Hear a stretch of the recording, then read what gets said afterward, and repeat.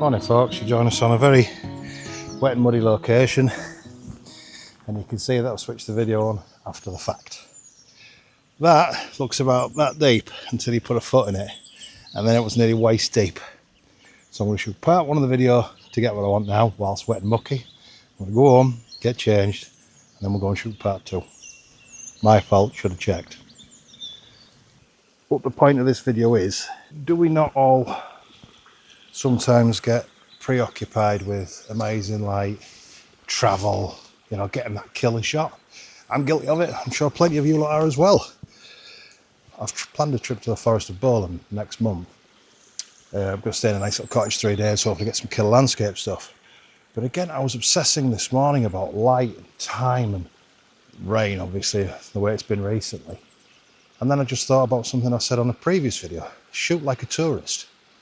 And if I came here on a little weekend break, like Forest of Bowland, for example, the angles and the opportunities I can see here are epic. So I figured I'm going to grab the camera, stop messing about. It's around the corner from me. I'm into the woods next, and it got my brain going.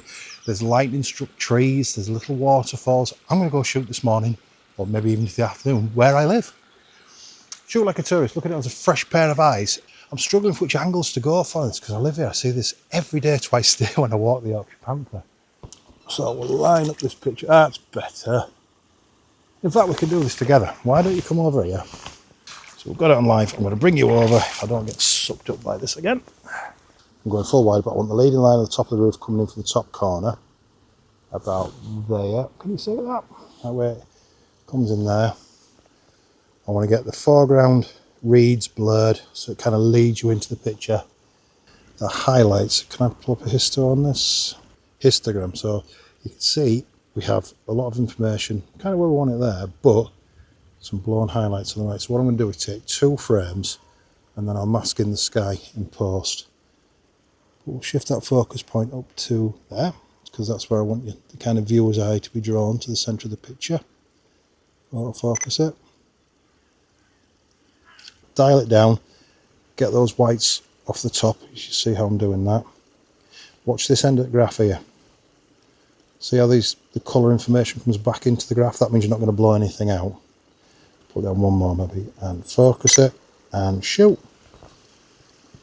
Okay, so me, being the stubborn idiot that I am, I'm not going to go home and get changed. I'm already wet and muddy. What's the point? I may as well stink and get the job done. A couple more shots of this, move around, get some different angles, and I'm going to head into the woods and see what I can do in there. The rain is just starting, so it should make some interesting shots. It's not sinking sand. We're not in the never-ending story.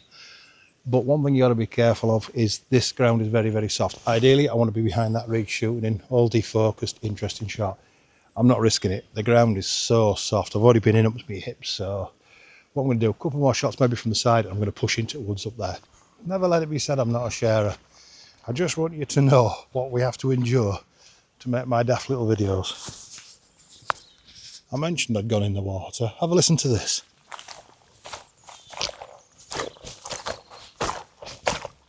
You can only imagine what's going on in there, can't you, with some thick woolly socks and swamp water. So, the more eagle-eyed amongst you, which is all here, you've probably already recognised that I'm not shooting with me forever praised OM system. There's a reason for that. I'm going to cover this actually in a video of its own. I might do 2 videos this week. I usually do 1 a week if I can, but I might do 2, just to kind of talk through my decisions on this. I've not left OM. OM is in my heart forever and always will be. You know how a lot of folks go back to shooting film because it slows you down and makes you think. They say there's an experience there you can't get with digital. I kind of agree. I used to shoot a lot of 120 film, medium format. I had a Veronica ETRSI and I loved it. Got it for my 40th birthday. Unfortunately, as with things that are 30 years old nearly, the shutter speeds and mechanism went about 2 years after I got it. It was expensive. However, I do feel, not a push, that's the wrong word, but I feel like there's been a wave of photographers moving back to kind of their beloved DSLRs from old. I used to have a D800 and I sold it, and it was the dumbest move I made. That one still hurts today. However, at the time when this came out, I think it was 2014, and it was about 3.5 grand. The financial state I was in at the time, it may as well have been 100 grand. It wouldn't have made any difference. I couldn't afford it. And just out of the blue, I looked the other day, I was looking at film cams actually, and this one come up at a price I just could not knock it back. It's got less than 3,000 shots on it. I've got a couple of lenses with it. I bought the 51 for.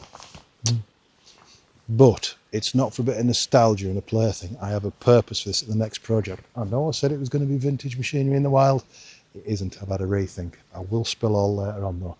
But enough yap about camera gear and whatnot. I just want to explain where I'm at. I'll come back to you on that one. Separate video. I've dropped a circular polarizer on it. Just to take, you'll notice there's nothing going on with the sky because it's too bright. But have a look at that water. Look what it does. Let me get rid of the histogram. Watch that water. You see? Takes that glare off it completely. I'm going to go for one more angle over here. I'd love to shoot some. Let me spin this around. I want to show you these trees. I'd love to work with these kind of trees that are dropped down here in the water and over there. That makes some great foreground interest. But the truth of the matter is the bottom of that pond can't be trusted. You know, it might swallow you up, and we've got some real playful light coming in, so I'm going to try and shoot this. Just that bloody tree's in the way. I'm going to try and shoot this a couple more times, not messing around with filters. I'm just going to put CPL on it and go for it again. And I'm going to take it into the woods. I'm sure my feet are horrific at this point. Line it up. I've got my rear shutter viewfinder closed. I don't know if you can see that. There's a little switch you can open and close it. I'm closing it so no light gets in from the outside. Extraneous, like that's a good word, extraneous. But honestly, I figured after the Marmalade video and the, Sandal Castle history and whatnot, it all got quite serious. And I like those videos, they're fun, but I just want to go out and shoot for the love of shooting. And only now, like I say, being corny when I stand there and realise what is on my doorstep and I look at it with a different pair of eyes. I'll never sit there and say, oh, there's nothing to shoot again. Never. Apologise, but again, we've got quite a lot of dynamic range going on, so I'm going to focus on the mill, get the first shot in the bag.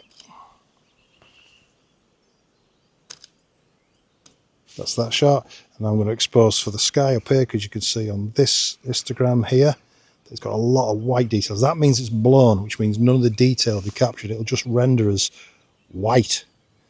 So what we do is we just speed that shutter time up, get that information off that back wall, shoot again. Nothing should have changed, so this should bring it in all right. And shoot from different perspectives, low down as well. Sometimes that can open up a whole avenue of new kind of ways of looking at a picture you never thought of. I'm already dirty. I've just knelt down and, oh my life, look at that. Look what's just poured out of my boot. That's grim, innit? Look at that. How grim is that? But yeah, shoot low down, give you a new perspective, and you can empty your boots while you're at it. Oh, that one's gurgling as well. That's not very pleasant. This is horrible. Anyway, I'm going to get some pictures in the bag. I'll share as we go along. My boots are drained. My trousers are wet again. Pleasant. The problem with having lots of points of focus on a full frame sensor, as you probably know, the depth of field is going to change. You're going to get a lot of blur. So I could draw your attention to the fungus on these logs here, which would be ace. Your horses would be obliterated blurs in the background. Or I could focus on the horses, but you won't see the beautiful textures and details on these logs. So what I do is I shoot one frame with my focus point on the log of the fungus. Probably next frame is going to be on the bridge, and the next frame is going to be on the middle horse. And that should hopefully, if I stack them in Photoshop or in Lightroom later on, that should build me an image with the depth of field that I'm after, i.e. everything in focus. That's the theory anyway, see how it goes. Right, into the woods, let's get dirty.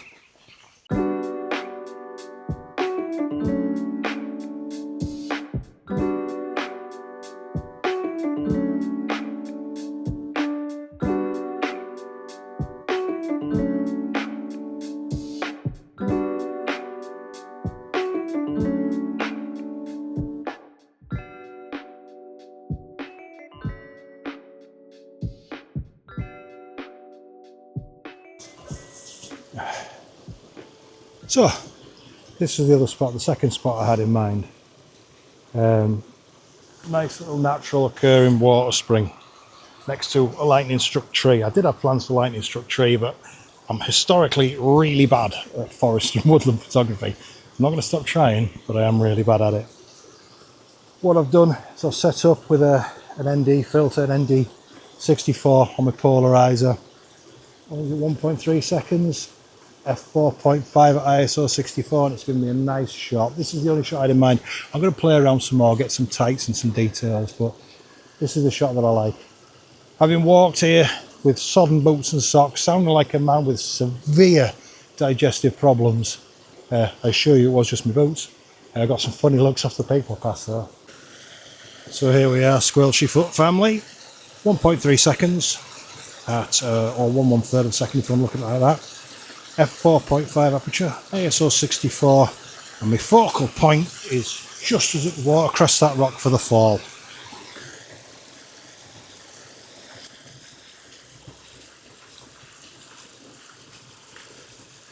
What a nice shot that's going to be. That's what I want.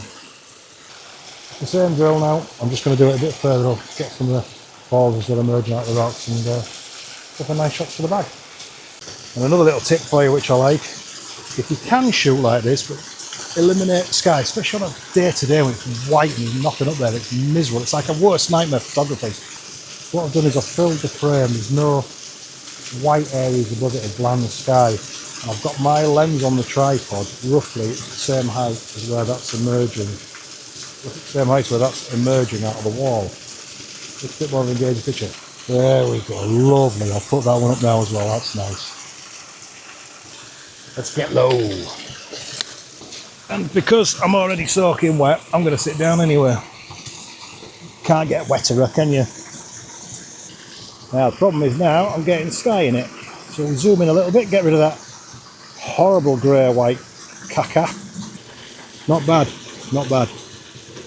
This is always an issue for these as well. I would like a bigger, sturdier tripod. Just the vibration of the water can really affect the end result. But birthday's coming. And we'll have one of that. Good point in time to reflect. You're sat in a stream with mouldy feet, marinated in swamp water. I think it's something we're all guilty of. Where you live, it becomes boring, mundane, there's nothing to shoot. It's a lot harder to do than you think because you're so used to it. But no, you've got to really kind of flex your creative muscle to do something new or something you've seen a million times before. And I think it's a good exercise to really, get that creative juices pumping and get it done. It's certainly something I'm going to do more of myself. I think it's been very, very beneficial. I fell into that rut of there's no playful light. I'm not there at sunrise or sunset, definitely not worth shooting. And it's just not the case. There's loads out there, and I think we're all guilty of it to a degree. Do you remember when you started photography, you first got your first decent camera and you went out and started getting your pictures in, but for the love of it, you shot everything, just for the love of it. That's what I want to try and get back to. It's kind of the reason my outlay on this. As I say, I'll do a separate video alluding to this, but it is kind of not a backward step, but in photography for me, the DSLR period is my most favourite period in time. And it kind of brings the joy back in photography. It makes you slow down, you can appreciate it. There's nothing wrong with mirrorless systems, nothing wrong. In fact, it's never been better. But there's also, let's not lose sight of nothing wrong with DSLRs. There's nothing wrong with film. It's having such a resurgence, and deservedly so. If I could get my hands on another decent 120, would I buy it? Yes, I would. But right now, this is scratching that itch, and I am loving every second I'm spending shooting this.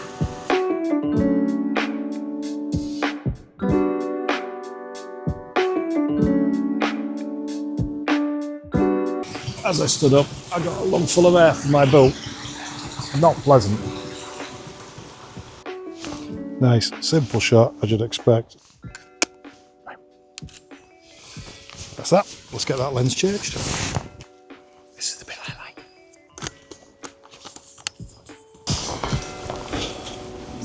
That's too far away.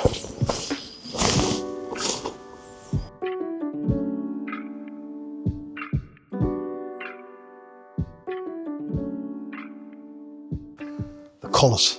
I know we're not in autumn, I know we're not in prime season, but to me, these greens and the oranges and Beautiful. I hope it's coming through on the video, but I want to get some shots that kind of showcase that colour. Can't go too low because we lose the idea that it's a trail.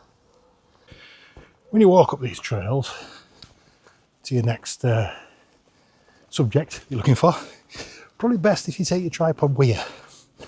Don't wait till you got to the top and realise you've left it leaning against a tree at the bottom.